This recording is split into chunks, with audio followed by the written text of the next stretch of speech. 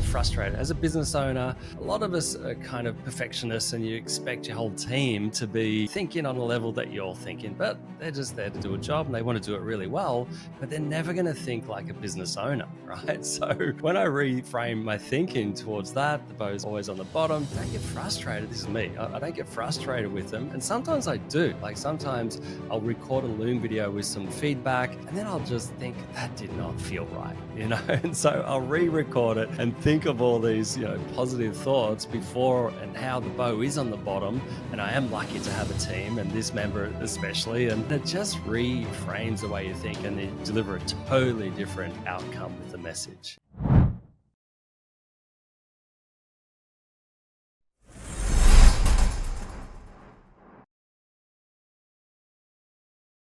Coaching isn't abstract when it touches every part of your life and business. In this case study episode, Greg Merrilees, founder of Studio1 Design, shares how us working together over a decade reshaped not only his business, but also his relationships, his mindset, and his sense of purpose. In our conversation, Greg shares how practices like being impeccable with your word, reframing feedback as service, and living with intention create ripple effects far beyond the office. We talk about recognizing those little winks of synchronicity as guidance instead of coincidence, and how that shift opened the door to new opportunities. Greg explains how changing the way he spoke about others transformed the culture of his team, and how learning to view setbacks differently gave him the confidence to innovate. We also connect inner transformation to outer results, AI-powered creative processes, conversion-focused website strategies, and the scale engine model that's bringing consistent revenue and growth to Greg's agency. This isn't theory, it's the lived experience of someone who went from struggling under debt to running a thriving, resilient business. If you wondered how spiritual principles can translate into real-world success, this conversation is a front row seat to what long-term coaching makes possible. So without any further ado, on with the show. Greg, it's so great to have you on the show. Yeah, get yourself optimized. We're going to optimize me. And I guess that's what we've been doing for the last 10 years, isn't it, Stephan? Yeah. So thank you for agreeing to be a case study episode on Get Yourself Optimized. We did some great case studies on marketing speak of shared clients, about a half dozen of them already. And those have been really fun and insightful, I think, to our listeners and viewers. Now we're going to case study you because I've been coaching you a bit and you've made some progress, some improvements in your life and in your business. And we want to share it with the audience here and help them to grow their business and improve their life, optimize themselves and their relationships and everything else. So thanks for being here. Yeah, absolutely. This is going to be fun and interesting because I've never done this type of podcast before. So, but I've listened to all of your podcasts on GYO and Marketing Speak, actually. But I think you have a knack of drawing out an interesting conversation that's helpful to the listener and viewer. So that's the goal of this episode. Yeah. My secret to that is just letting go and letting God. Love it. Yeah. So I don't really prep. I just tune in and trust that I'm getting guided to the questions that I'm meant to ask. So let's first off start with your origin story, your superhero origin story. How did you break into this amazing business of design and creative work that you run this wonderful agency? I've referred a number of clients to you over the years. We've worked together on many projects that are my own projects and my wife's projects, as well as client projects that we've shared awesome outcomes with. So I wanted to start with that origin story, and I think we also want to make sure we cover how you did this really clever thing, getting noticed by Jim Schranko. I know what you mean. Ezra Firestone, and that really broke you into a whole new level in business. So let's start there. It did. Absolutely. Just to back up a little bit before that. So I started my business in the year 2000 and then I had to pivot, in the year 2012, basically, but I'll get to that bit shortly. And that was this breakthrough moment that you're talking about. But the reason I started my business in the year 2000 was because I was working for an employer in a t-shirt printing company as one of the graphic designers there. And I was working for this awesome guy who was my first mentor in life. And he had an aneurysm and died suddenly. He had a family, he had two lovely daughters, and he was, a really good friend / mentor to me. So it was really devastating for me as well. And anyway, so I took a month off work. I didn't know what to do at that point. It was really just working for him and his wife and his family, essentially. We did work in this screen printing company and factory for, probably the first 8 years. And then he, deleted that side of the business and we just did design and was just tapping into the talents that I had. Basically, he had talent as well, but it was mainly sort of, promoting my design skills. And when he died, I didn't know what to do. So after a month, two of his clients reached out to me and said, do you want me to, they wanted me to work for them, but both of them, I couldn't make a decision. And so I just said to both of them, look, if I start my own business, will you give me work? And that one said yes. And then the other one said yes as well. And that was the start how, in the year 2000, how I started my design business. And then we designed t-shirts, right? And so getting to the pivot moment in Australia and pretty much around the world, the clothing industry, what we call went vertical, which means the retailers squeezed out the wholesalers, and all of our clients were the wholesalers. So all of a sudden we had no clients, and we had, at that point, had a young family, we had a mortgage, and we had 6 full-time designers in the office, we had local clients. And so we went directly to the retailers, but they wanted us to, their payment terms were, we design for them and then we wait 60 to 90 days to get paid. So cash flow was terrible and it just didn't work. So that's when this pivot moment happened. That's when I thought I need to reinvent my business. And, I had borrowed over $100,000 and I was in debt as the business just to try and stay afloat and feed the team, essentially, and my family. And so basically what happened was I found podcasts, and I found this one with Ezra Firestone and James Schramko. It was called Think Act Get. It's no longer around now, but they just delivered so much value on this podcast that I thought, well, I just need to reach out to them to say thanks, because on their podcast, they mentioned that they didn't like their logo. So at that point, I was going to reach out anyway to say thanks, but I decided to send them a new logo design, just, randomly. Nothing's random, right, Stephan? and so send them that logo. And I actually, Ezra replied and he didn't like, he said, we're fine, thanks. And then I thought, well, okay, I can either do two things. I can just let it go, or I could say, no, I'm going to try again. So I tried again. And this time I thought about, okay, what's my history? I'm a t-shirt designer, right? So this time I designed them a logo that would look cool on a t-shirt instead of just doing a logo that I thought they might want. So I just sort of tapped into, what I thought would be a cool design to wear. And so Ezra is a pretty cool guy. He's from New York. He grew up in Hawaii. And so he's kind of got a little bit of a hippie vibe. And then he sent me an email back that said, hot dang, this makes us look like a fancy softball team. I'm just guessing his American accent, but, and he absolutely loved it. And so then we jumped on a call and, I started building a relationship with him. And then I hired James Schramko as my business coach back then as well. The way that story unfolded was he came to my office where I had a boardroom and we had the designers sitting out in the design area. And we just went into the boardroom and he said, why do you have this office? Why do you have these Australian designers, full-time designers? And I just explained, well, we've got local clients and this and that. I explained the whole business situation. And at that time, he had, I think it was about 70 employees that worked for him offshore. And he said, right, what if I could show you a better way to reinvent your entire business, And so then I said, great, where do I sign up? And that's when I joined his coaching program, which was literally 12 years ago, And so, yeah, he was my business coach for a while. But on that journey, he said to me, right, this idea of doing the free t-shirt design for us works so well.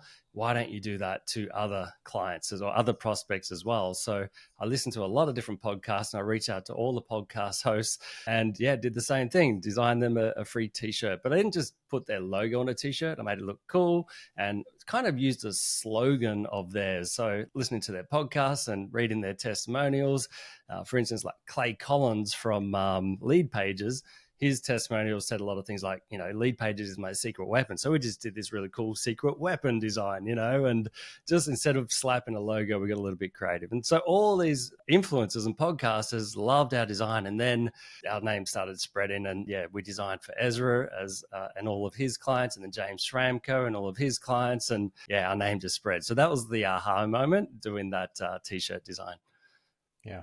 And you say nothing's random, and we've talked about this. So was this like a divine conspiracy, like a total setup in your favor of having these two people come into your life and help you build your business? You know what's interesting, Stephan? You came into my life because at that point, I think it was probably 4 or 5 years after I met James Schramko. It might have been even earlier, but it was through somebody else that we met mutually through James Schramko, Taki Moore, and you were in his coaching program. We designed for Taki and, all of his clients. And I think he did the intro. I'm not sure exactly, but I've always seeked out mentors somehow. I don't know how, but in my whole life, like the first one was Ian, my boss, had the aneurysm. And then when he died, I found James Franco and I found you, and I just keep finding all of these mentors in my life at the right time. And, like my first boss was 10 years, James Franco was my coach for 10 years. We've been friends, and you've been helping me on all these weekly calls, and, I help you a little bit here and there as well. It's kind of mutual, but at the same time, but at the same time, it's more about, opening my mind to a new way of thinking, because I've watched you, Stephan, go through an amazing change from when we first met, right? It's been incredible. And I've been listening to your podcast over that journey and, asking you questions about them on our calls, and just seeing how it's changed your life for the better. And it's reflected heavily on, the way I think about things. So you often will, on these calls, just question what I'm saying and making me really think about it, which I think is super powerful, to just question everything. Yeah. So what's an example?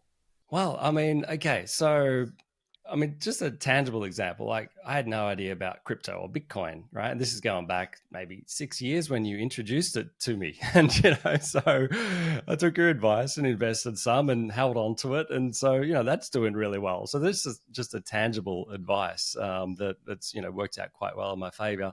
And I feel like, these mentors and you and everybody that comes into my life at the right time, it's always for a reason. It's not just, to make more money, but it's just to, I don't know, take me out of my comfort zone and start thinking about things in a different way. And I don't know, one of the main messages I think you said to me was live with intention, and I think, I heard that on your podcast, and we had a big discussion about it once. And that's the way I think about everything, and really it does make a difference to my life. I'm always quite intentional about absolutely everything that I do, even down to language. I remember the lesson you taught me once that I said to you, I only hear from this person when he wants something. It's like he just wants to use me, or something like that. And then what did you say to me, Stephan? Do you remember? I don't know. No, okay. It was something along the lines of, okay, I called him a user, and you said, all right, let's sort of unpack this. Like, why do you think he's a user? And I said, well, he reaches out when he wants something. And he said, and you were saying how, you shouldn't really talk, you shouldn't really slander anybody behind their back, and I was thinking about it, and I think, well, initial thoughts was, he'll never know, right? But then what are your thoughts on that, Stephan? Yeah, well, whenever you talk badly about somebody, you're actually sending negative energy their way. It's like shooting these kind of spiritual spears at them. It's called evil speech. And you may not have an intention to hurt the person, but even if you're just saying it out loud to yourself, words are powerful. Words are magic. They manifest reality. It's the first form of manifestation. You have a thought, and it becomes a thing. What's the first thing that is created? Unless you're at a drawing tablet or at a computer typing, it's the words coming out of your mouth. And those words are vibrations. They are traveling on sound waves. And so you've turned a thought into a thing. And if that thing that you're creating is not really of the light because you're talking badly about somebody, And even if it's true, actually, especially if it's true, evil speech is usually true, whereas saying something that is slanderous, it could be something false. But in this case, it was true information you were sharing, but it was not of the light. And I kind of challenged you on that. And you took that advice and that perspective on board really seriously. And you made some really significant changes in how you started seeing this person and talking about them. And I think your relationship with this person changed, if I'm correct. Yeah, absolutely. I think, I think he actually reached out not long after that, so it's quite incredible how these things happen. And I think at that point he reached out because he wanted to refer somebody else to me, which is really cool. But yeah, and I've kept, that relationship going ever since. So yeah, it's just amazing how, it's just a different shift of thinking. And just coming back to one of your other points you always say, which is everything happens for a reason. It kind of leads into that. It's like, well, just us having that conversation made me think about it differently, and then it led to other things. So yeah, everything does happen for a reason. I'm a big believer of that. And, a big believer of what you put into life is what you get out. So it reinforces that statement that everything happens for a reason. And yeah, if you don't put in a good effort, then, it's not going to be immediately apparent, but things come around eventually, right? Yeah. Yeah. And another way to frame it that I quite like, and I learned this from the book, The Four Agreements, Don Miguel Ruiz. And one of the four agreements is to be impeccable with your word. And Yes. the converse of that is to perhaps be slanderous or gossiping, which, is another way of saying evil speech. If you're gossiping about somebody, the author, Don Miguel Ruiz, refers to it as black magic. You are casting a powerful negative spell. You are using black magic when you gossip about somebody. And I thought that was really a profound statement. And it's another really great, powerful way to frame it. Yeah. Yeah. Couldn't agree more.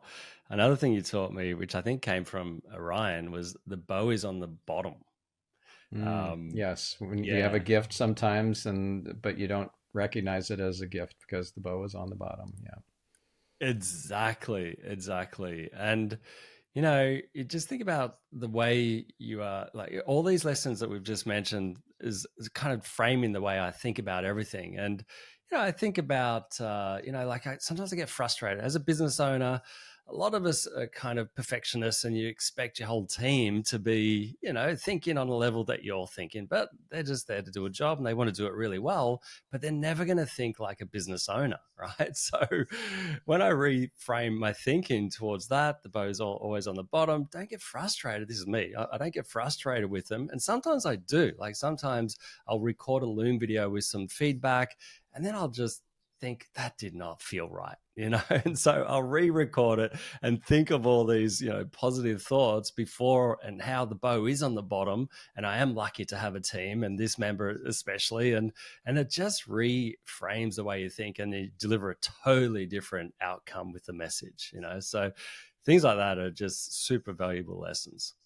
Yeah, really powerful. So if you find yourself being critical, and let's say it's in a Loom video or in a Zoom call recording that's going to go to your team, you'll re-record that in a way Yeah. that is more positive and framed Yes. in a more constructive way. Exactly, exactly. And always think about the outcome, without saying, oh, you did this wrong or that, And I kind of now like to think of helping educate them on how to think about getting an outcome, as opposed to just focusing on the thing or the task. And so, yeah, it's a real shift in the way I deliver a message now. And yeah, it works. It helps. Yeah. And I Yeah. find And it feels myself good doing as that well. too. Yeah. I mean, You are? sometimes, I find myself re-recording looms as well Yeah. sometimes because, Yep. felt like it was not the right energy. I was not giving a criticism sandwich where I was giving positive feedback and then the constructive feedback that was not all positive, and then something positive at the end. And then I'll re-record it. Yeah. Yeah, I love it. Yeah, absolutely. I'm just trying to think of other things that have been, important for me that, you've sort of taught me on this journey. And like, for the listener, like these things just come out of our conversations, like the reason Steph and I have a call most weeks is because we have a lot of joint clients and we talk about, how we're helping them from Stephan's SEO team and my design team. And the goal is to get them, the best outcome possible. But in these conversations, it's turned from just a business relationship into a friendship over, many years now. It's probably close to a decade we've been having these calls, which is just amazing, and I absolutely love it. And so I get so much value and enjoyment out of the calls. But yeah, you introduced me to this idea of angel numbers, right? And I don't know how that came across. It might have been a podcast once again, and we sort of discussed it. But it's interesting, like this number 333 keeps popping up in my life. Just randomly, you might see the time of the day, or you'll just see it on a building, or you'll see it somewhere, the price of something, whatever it is. And it's just incredible how it just keeps popping up. And I had no understanding of what this all meant until you sort of introduced, what this actually means. It's an angel number, and all these different numbers have different meanings. And I think one of our calls we went through a whole range of numbers and what they meant. But yeah, do you want to unpack that a little bit more? You could probably articulate it better than me. Yeah. So think of it like this: like if you are the main character in a movie, let's say you're Truman in the Truman Show, and the other actors want to get a message to you, or the director or someone off scene wants to get a message to you, they might make a small adjustment in the scene. They might put a repeating number sequence on the clock. They might drop a note on the floor that you'll hopefully notice and pick up and read, etc. So these are ways that our guides and our angels, our soul family, are getting messages to us. And of course, God is orchestrating all of this. So God is getting, delivering messages to you. Sometimes it's a really obvious kind of like it's a do or die moment, essentially, and you're hearing the message. I remember interviewing Andre Norman, and we talked about this. I actually knew this from before because we're friends. We're both in Genius Network, and he's got an incredible story. He spent some time in prison, and he was not somebody you would ever mess with because you'd get stabbed. Yep. And so he was messed with by I don't know how many other inmates. And so he fought back, and he had a shank or whatever, and he never killed anybody, but he got very close in this particular instant, and he heard a voice. It was the voice of God in his head saying, "This is the line. Don't cross it." There you go. Yeah. And so he there's did. a message in there. And now he's out. Of course, he's got a new, incredible life that he built. But, a great story. Highly recommend listening to that episode. Andre Norman, he's author of the book Ambassador of Hope. And yeah, it's sometimes a big kind of burning bush moment for some people, but it's oftentimes, mostly, I'd say, for people, a still small voice, a very subtle nudge or kind of wink from the universe, from the creator, that is meant to be actioned on, but it's not in your face. It's not super obvious. So it's easy to ignore. And when you get an angel number repeatedly, it's not just a hello. It's not just, hey, we're here, we're watching out for you. There's a meaning to it. There's something to unpack. There's a kind of a secret message in there. So if you rely on and trust the guidance that you get, you pull up, let's say, Google and start searching for 333 angel number meaning, and you just feel like you're guided to wherever you're guided. And let's say it's search result number 3, or it's the AI overview answer, or it's an image result, and you click on the 5th one in the 2nd row or whatever because it just grabs your eye. That is your guidance directing you to the meaning that you're meant to unpack. Yeah. And nothing happens randomly, ever. Yeah, there's absolutely nothing random. Like if you think about this as a movie set and you're the main character, if you're in the bedroom in the scene and there's a side table with a table lamp and a book, that book wasn't randomly placed there. Somebody placed it, right? Yeah. I don't know, a piece of lint on the table. also placed there. It didn't show up randomly. It's there very intentionally. Everything is. It's a very well orchestrated and precision designed movie set. Yeah. So, yeah. And this 333 number, I mean, for when I looked it up, it symbolizes like alignment and encouragement and divine protection. So it just makes you feel protected, and Yeah. it's like, don't worry about it. You got this, that type of message. And it's incredible that my family, it's not just me, it's my whole family, like my wife, my daughter, my wife's mum, like mother-in-law, they've all had this 333 popping up again and again. And when my daughter turned 18 recently, my daughter, my wife, and her mum all got a tiny little 333 on the back of their neck, just to remind everybody that it's a special tattoo. number. Yeah. Yeah. Yeah. So, yeah, it's pretty cool. Yeah. So it's very significant for us, that 333. Yeah. And so what's the significance for your wife?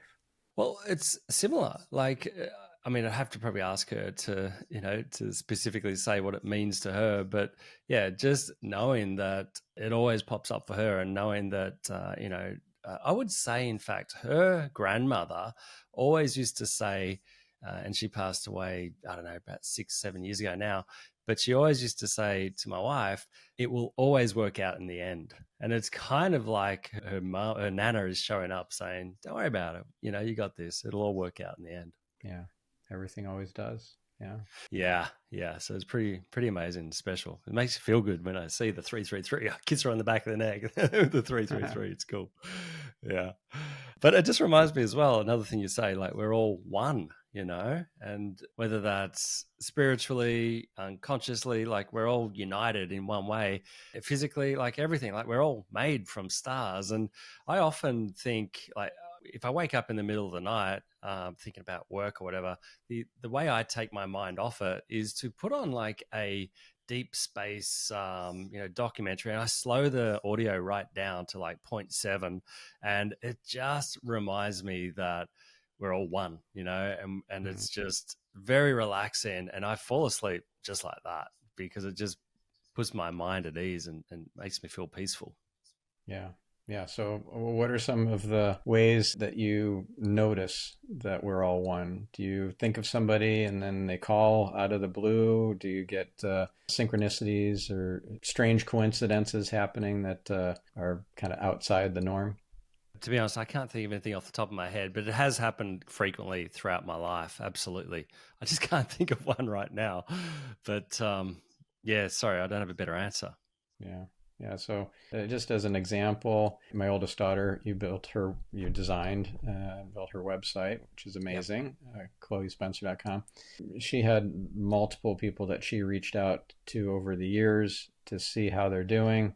And they're like, oh, I was just thinking about you, and we're actually in need of SEO services or whatever, so that's happened multiple times. And okay, it wasn't like just recent thing. It was like 10 years go by and then she reaches out to check in because just feels that you've just triggered a thought. Sorry for stepping over you there, but yes, so my answer is, after thinking about it, this happens to me quite frequently. I will dream about somebody and the very next day they'll be in my life for some reason, and I might not have had contact with them for a week or a month or a year or longer, so that happens a lot.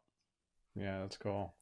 Yeah. So, like, what kind of context? Is it like a nudge to maybe contact this person to maybe do a deal with them, like some sort of business relationship, or you just think about them and then they show up like in a phone call or somehow in person or something? Exactly. Normally, a phone call. Yeah. So it's not like I don't wake up thinking about them, right? When that person calls, it just instantly triggers, oh, yes, I had a dream about that person last night, So, yeah, and it's incredible how it's just happened so many times. Yeah. Yeah, really cool. It's like in the Matrix, the glitch in the Matrix where the cat is just going across the room twice. It's like, wait a second, that cat did exactly the same movements. Really cool. Okay, so let's talk about AI, because that's a big feature in the news, in people's lives and businesses. There's a lot of fear and uncertainty and doubt around AI. Will it take all our jobs and our businesses and all that? And we've talked a lot about AI, and we've used AI, and AI is a core part of your business now. You use it in many different ways. Let's talk about how this has transformed your business. Sure. So it was about 2.5 years ago. We're on one of these, calls that we often have. And we had this very same conversation. We're thinking, okay, it could be great, it could be scary, everybody's going to lose their jobs, etc. And you said to me, I think you should just use AI every single day. Not get your team to do it, not outsource it, you do it, and just see what it can lead to. And yeah, 2.5 years later, thereabouts, we do use it in our business every day. I don't see it as a threat. We empower every one of our team members to use AI to help them with their roles. We use it to generate not so much designs, but images for our clients. We use it for copywriting. We use it to generate a lot of the creative, with a lot of guidance, but for our clients' websites. So it's really transformed, like the way we deliver websites these days to make it, more enjoyable for our team. They don't have to do all the grunt work. The AI will do all of the stuff that they don't want to do. Then they still get to put their creativity on top of it. So yeah, I just think it's incredible. And yeah, I love it. And it came from our very first conversation saying, use it every day. Yeah. So a great example use case is instead of providing design mock-ups of, let's say, a homepage with lorem ipsum placeholder copy, you will use, or your team will use ChatGPT to create some really quite good copy. I think it's actually pretty good, isn't it? Yeah. Amazing. It's amazing. And no copywriter was involved. Yeah. You're not saying we're doing copywriting for you. This is just lorem ipsum 2.0. And exactly. It really gets people in a frame of like, I really see the vision for this website instead of getting stuck on this copy that's not real. Yeah. They see something that looks real and legit and on brand and on message. Maybe it's a bit off, but it's not really off. And they're like, wow, this is great. So they get to an outcome faster and more efficiently. And this is something that you've been doing for quite a while now, many months. Exactly. And it started, just uploading the design questionnaire, and then it turned into uploading the call transcription. And then I uploaded my entire book, Next Level Website Design. And then we uploaded copywriting frameworks, and it's just evolved over time. So it keeps getting better and better. But yeah, it wouldn't have, that's the thing with AI. Like, unless you start using it, you'll never know how much it can evolve. It just triggers new ideas. Like, what if we do this? What if we do that? And yeah, it's the same with images as well. Like for a lot of the clients that you've sent our way, we've done an AI photo shoot. One of the clients in particular said, and we did a photo shoot for him. I think he paid, how much did he pay for a photo shoot before we did the AI photo shoot? It was a few thousand. So if we're talking about the person that we just launched their personal brand website. Yes. Yes. Okay. So I think it was over $1,000. Yeah. For a photo shoot with somebody locally in his city. And I didn't think they were very good. So I gave them that feedback. We sent them over to you anyways. And you're like, well, we can do better with an AI photo shoot. And I think you charged $60 or something like that. It was incredible. They looked so good. And so really now all of those photos are on his website are AI generated instead of from that photo shoot. Yeah, and his comment was, it's just so uncanny. These look better than my professional photo shoot, and I wasn't even there. So it saved him a lot of pain and time. So but AI is incredible, and I don't see it as a threat. If you use it, you'll just see opportunity. Yeah, and there's a lot of mastery to be gained in the continual using and upskilling. So if you're just putting in basic prompts, just a handful of words, don't expect some genius thing out of the tool. Really invest the time and energy in finessing, refining the prompt. And you've done that really well. You use multiple tools for these AI photo shoots. You do a lot of prompt engineering to come up with Yes. a very high quality set of images. So, yeah, do you want to give an example of Yeah. like the before and after of like what would be a prompt that's not good Yes. versus a prompt that is refined?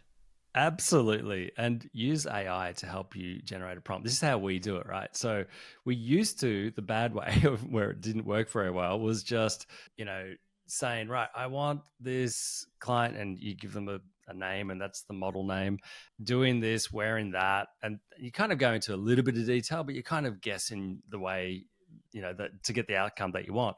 And so it'll generate, you know, a few different options.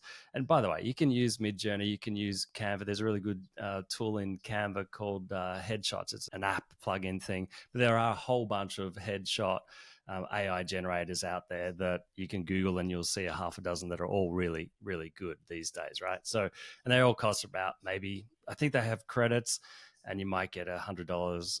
Sorry, I think it's 100 credits for like $40 or something like that. So they're all similarly priced. So the bad way is just giving a little prompt, but the good way is scouring the internet, and Pinterest especially. Pinterest has some amazing photos on there, and it could be famous people, it could be whatever genre you're looking for, any type of photo, and then take that photo and upload it to, it could even be ChatGPT, right? Claude's pretty good as well.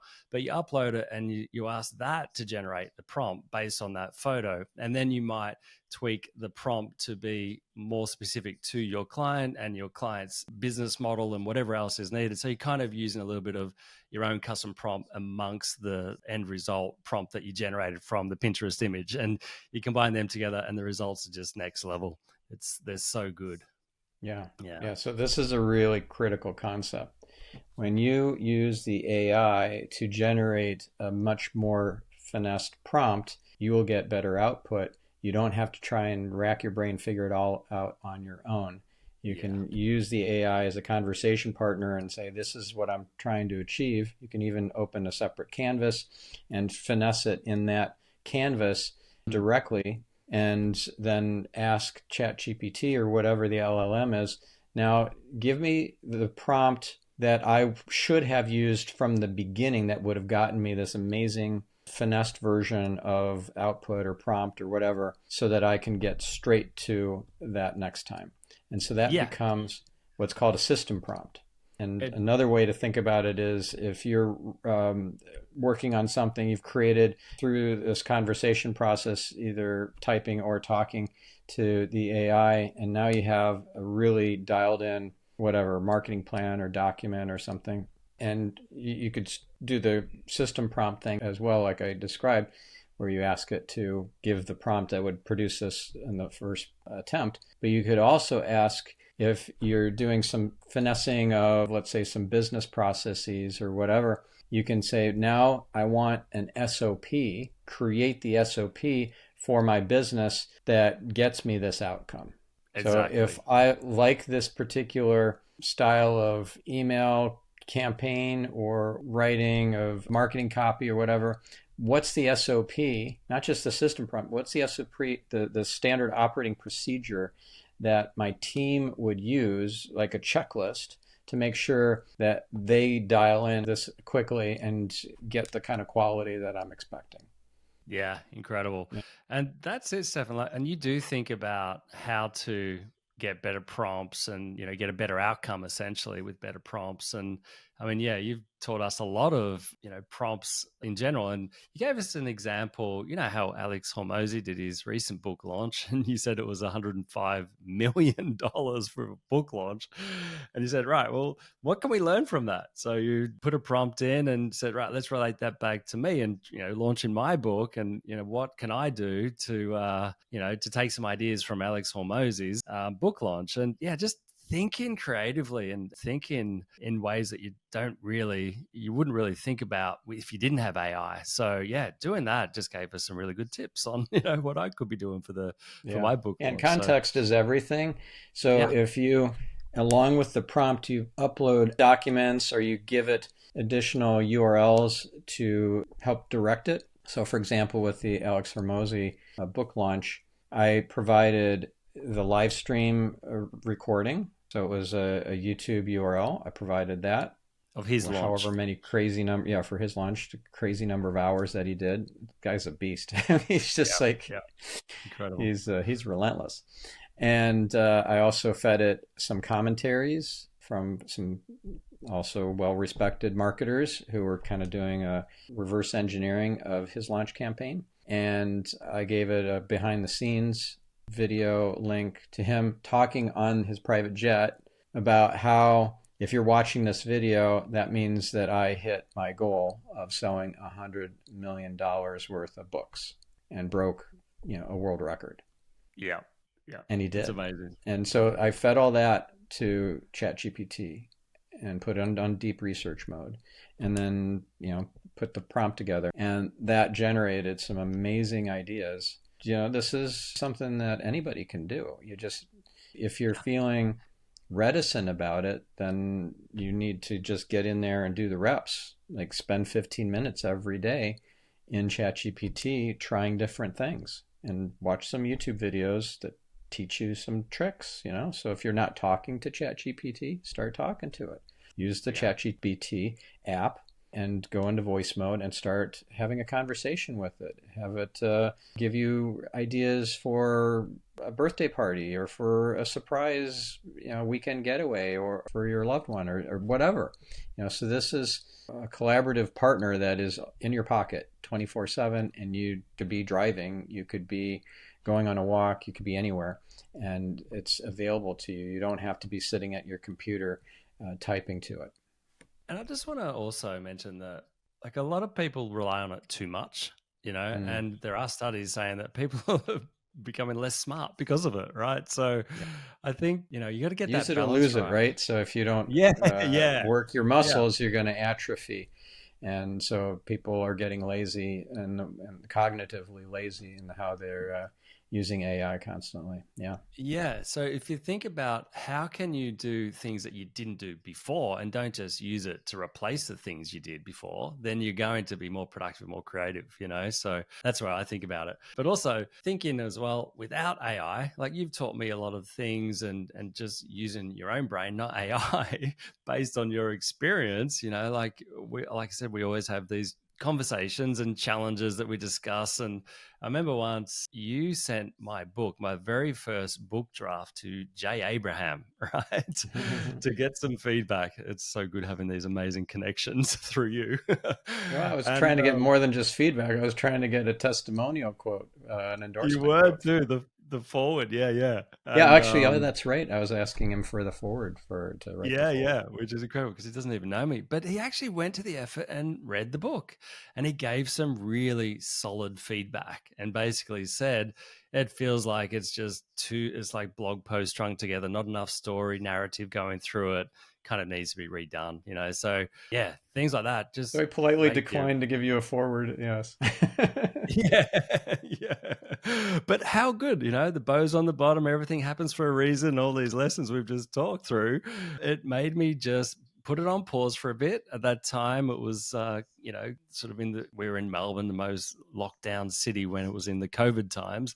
And so we were super busy because everybody wanted to improve their online and all that. So we were very busy at that time. So I just kind of parked the idea for the book for a while, and then started using AI, and then think, okay, well, after playing with Claude and Gemini and ChatGPT and Grok, and then realized that Claude is actually the best. They're all good at different things, right? But Claude was really good at helping me just rephrase some sentences and paragraphs in the book. It's still all my stories and content, but using AI just to help rephrase things really made the world of difference. So it was about a year ago that I picked up that based on Jay Abraham's feedback and your feedback, and then just rewriting the entire book, and finished it recently, and the results are way better, and I've had really good feedback from a lot of people. So It's a I'm much just better saying. book. So yeah, kudos to you for taking the feedback on board Thank you. and not letting it get you down, but actually using it in a constructive way because that's the way it was meant, I'm sure, from Jay, was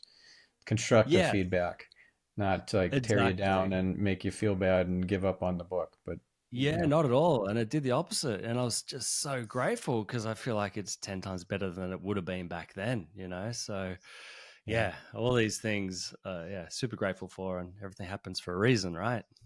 Yeah, yeah. The So boat let's was on talk the about bottom of that scale one. engine, because that's another one that came out of AI and Oh, our work yeah. together. Yeah, absolutely. So, how did that? What was the first thing that you prompted? Was it from Orion So originally? actually, it was from Yeah, Orion. Orion yeah, did the prompting. She was trying to get some strategic advice from ChatGPT on how I can reposition my yes, SEO agency and consulting services to be very AI focused, even though still Google is the vast majority of organic traffic. The percentage, it's like it's a tiny, tiny fraction of traffic that comes from ChatGPT and Claude and so forth in comparison to Google. That said, everybody's talking about AI and SEO and how the old SEO no longer works and da da da da da, right?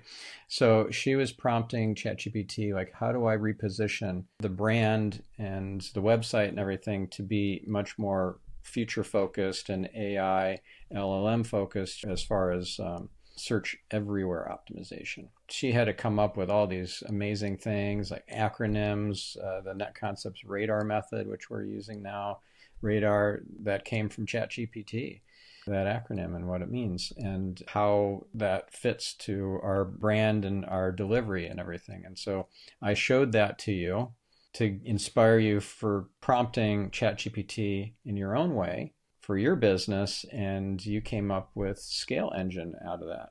yeah. Which is another acronym, and for us, I mean, it was more than just trying to find an acronym. It was the conversation that I got from you, and you doing that practice with Orion using ChatGPT was I got okay. I need to position myself differently because I don't want to be seen as antiquated in the eyes of a prospect. I guess that's what you were looking at as well for your brand positioning. And so I'm thinking, right, well, okay, you can just put AI in your headline and, that's what most people are doing these days. But I figured, well, I want to future proof my whole business based on, this thought process. And so I thought, well, okay, what are all the things we offer? So it's website design, it's website build, it's conversion optimization. We start with an audit and all these things, and then ongoing support because I wanted to get some trailing recurring income off the end of it, right? Instead of just a one-time project. And so putting all that thought process into it and, getting my team involved as well, then that's how we came up with the Scale Engine, which is an acronym where we are rolling all of our services into one, which is S is the strategic AI audit and the deep dive call, but we have a look at their analytics and we put Microsoft Clarity on their website and all those sort of things. And so we really dive deep before we start the Yeah, by the project. way, for somebody who's not familiar with Microsoft Clarity, do you want to Yeah. say what that is and why someone should Okay, know about it? sure. Wasn't sure how deep you wanted to go, but yeah, it's just like a tool that you put on the back end of your website that will record every visitor that lands on your website, and it does video recordings of every visitor and a heat map based on their patterns. So if people click on this button, it will show up in the heat map more so than the other buttons, etc. And then it has AI built into it that'll help generate a report of how people are using your website. So yeah, pretty cool. And then, yeah, And this is different from Google Analytics. It's free, like Google Analytics is free, yeah, forever free. It's not like yeah, a free trial period or anything. It's forever yeah, free, and it gives you different stuff than Google Analytics, and it's not complicated to install on your website. It's as easy as Google Analytics to install it on your website. And then you get these anonymized user sessions that you can see the videos where they're scrolling and clicking and not clicking and so forth. And you can learn a ton about how they're interacting with your website from that. And most people, surprisingly, are still unfamiliar with Microsoft Clarity, that this is a free tool, clarity.microsoft.com. You can have it installed in minutes, basically, and start collecting data about how your users are using your site. yeah. It really is an incredible tool. Yep. So we're using that, and so we really just reorganized our entire offer into this Yeah. Scale What's the acronym. rest of Scale? So Okay. the So strategic audit at the beginning, yes. yeah.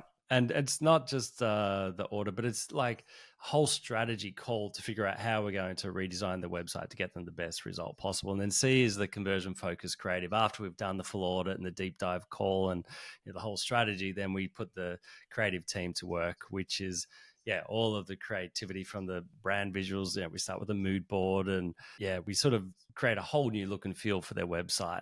And then A is the AI driven funnels and lead magnets. So we're using AI these days to create a lot of different lead magnets from PDFs based on people's pain points, but also what we've done recently using tools like Lovable and all those sort of AI vibe coding tools. We're using it to create like interactive lead magnets. So it might be like we did one for a client where they put in their weight, their height, and it does like a macro calculator, tells them what their macro input should be every day, things like that. So, and the client just loved that idea. But things like that. We did one for Studio1, which is like a revenue booster tool to say if they boosted their traffic or their conversions or their average order value, what would that mean to their revenue each month? And so it's pretty cool. So AI driven lead magnets. Then L is the launch after build. So we build it and then we just make sure it's all perfect on whatever platform they choose out of WordPress mainly, or Webflow or Shopify. And then, evergreen optimization is the E. And that is where we do the, A/B split testing of how their website's performing. We introduce new ideas, new lead magnets, new copies, split testing, whatever is needed basically. And we also do give them ongoing maintenance.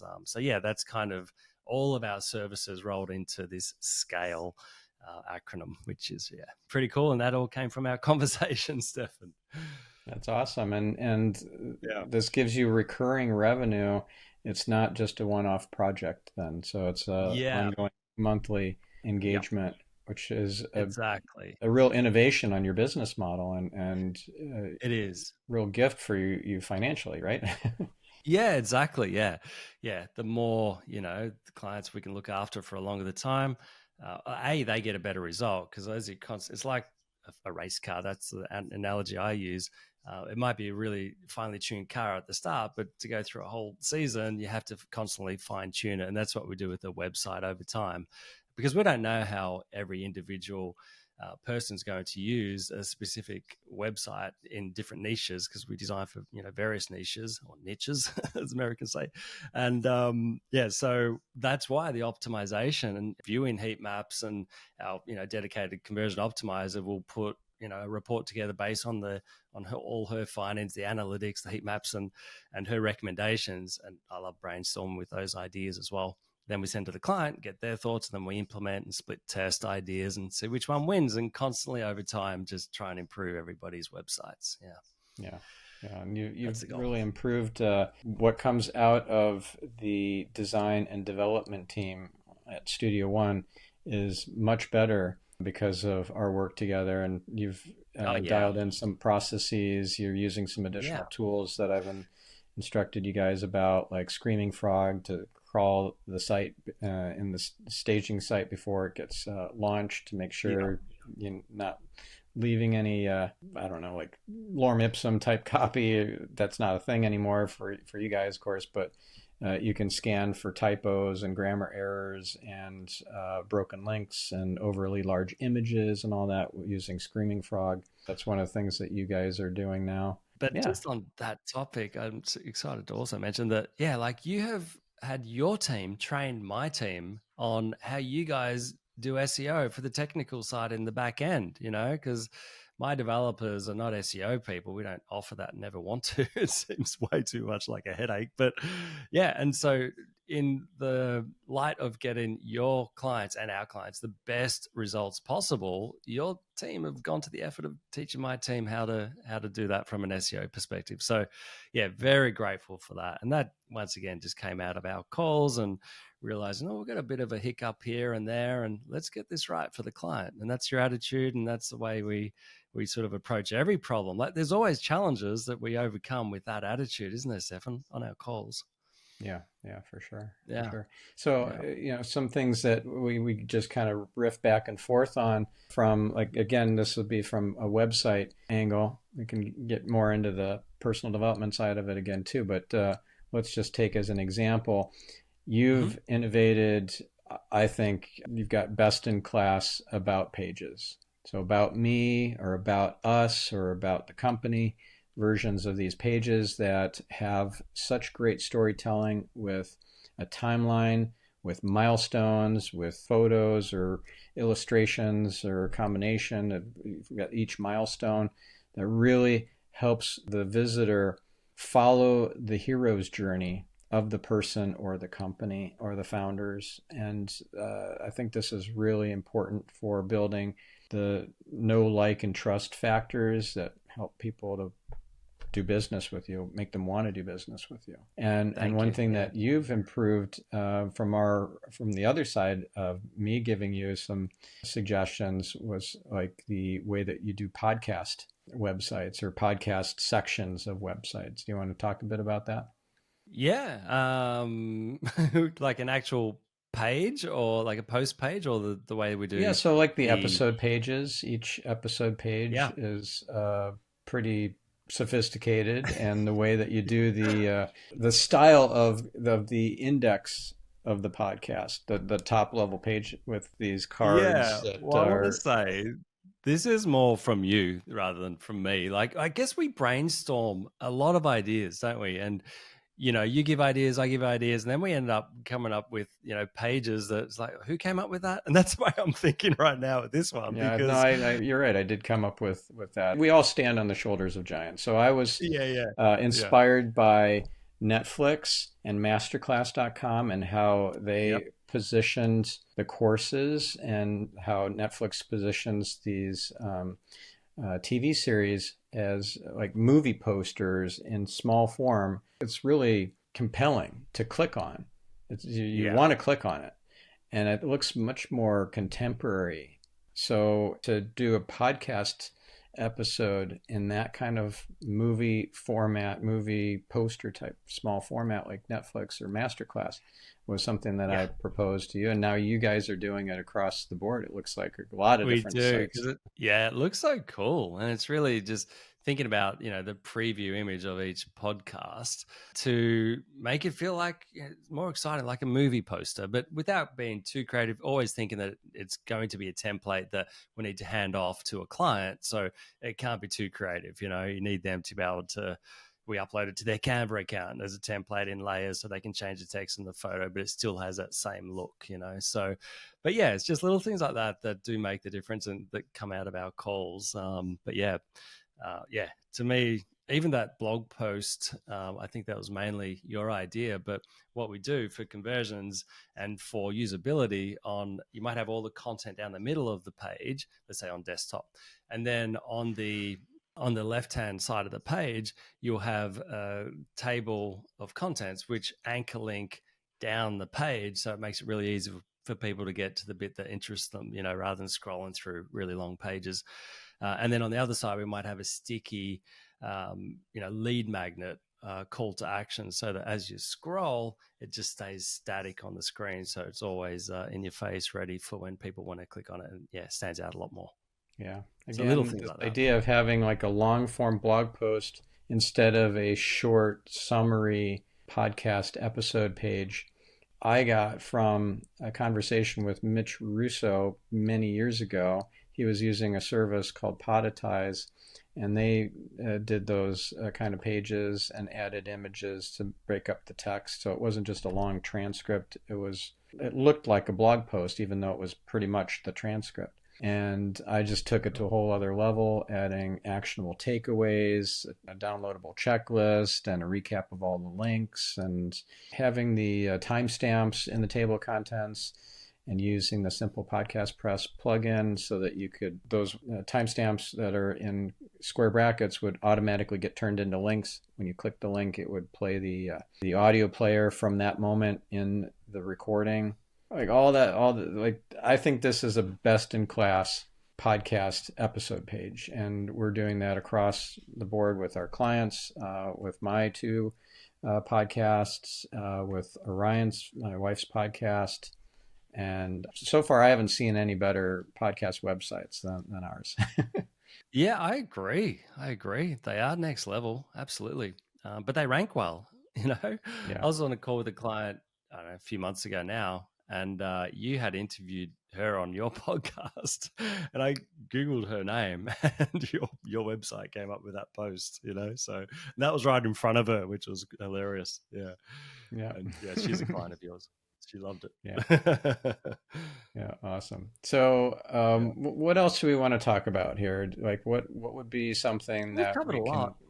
give our listener or viewer as I an think. actionable takeaway?